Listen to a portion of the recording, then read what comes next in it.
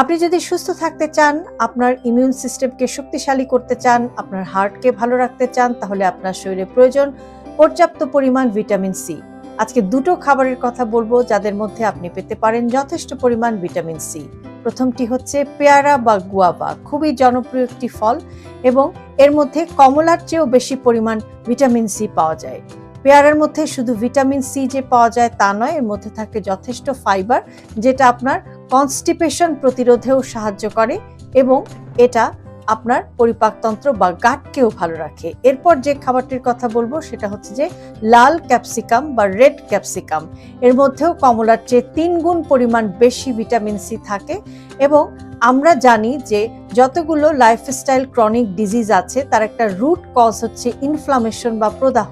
আপনি যদি আপনার শরীরে সঠিক পরিমাণে ভিটামিন সি এর মাত্রাটি বজায় রাখতে পারেন তাহলে এই প্রদাহ দূরে রেখে আপনি